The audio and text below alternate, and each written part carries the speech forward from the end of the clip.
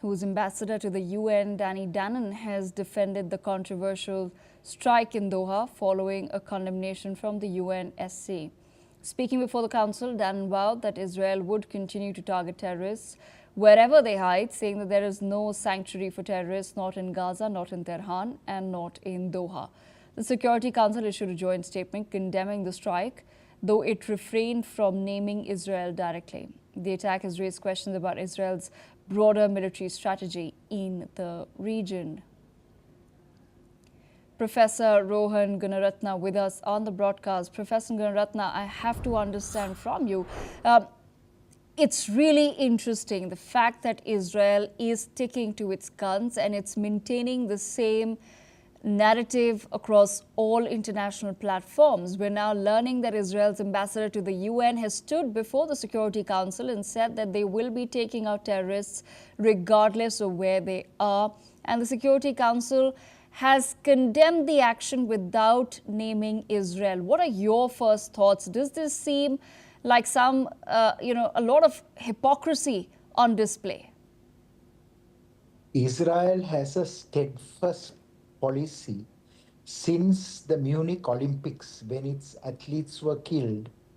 Israel sent Mossad and Shin Bet and also the Israeli military to hunt and kill the terrorists that harmed Israelis. So Israel's policy is consistent from the time of Golda Meir to Netanyahu. Wherever there are terrorists, Israel will mount operations to eliminate them. And that is exactly what they have done in Iran, what they have done in Gaza, what they are doing in West Bank, and what they have done most recently in Doha. So there is no shift in Israeli thinking. That is, Israel wants to protect itself by military action rather than through negotiations, because Israel felt that after the 2003 Hamas-led massacre, Hamas was not sincere and genuine, and there was no comprehensive deal, meaning release of all the hostages. That is why Israel acted in such a brazen manner. This has invited a lot of criticism, but Israel will not change its position on this. All right. Professor Gunaratna, stay on with us on the broadcast as we have more news coming in. Israeli Prime Minister Benjamin Netanyahu has defended Israel's recent airstrike targeting Hamas leadership in Doha, Qatar, by drawing a direct comparison to the US killing of Osama bin Laden after the September 11 attacks. Netanyahu said that Israel is committed to hunting down terrorists who are responsible for the brutal October 7, 2023 assault, just as America pursued Al-Qaeda operatives following 9/11. He accused Qatar of harboring Hamas leadership and warned that if Doha does not expel or bring these figures to justice, Israel will take action itself. Professor Rohan Gunaratna with us on the broadcast. Professor Gunaratna, do you feel that somewhere the tensions in the Middle East are likely to escalate? Certainly, the Doha strike is an escalation because Israel did not consult any other country before conducting this attack.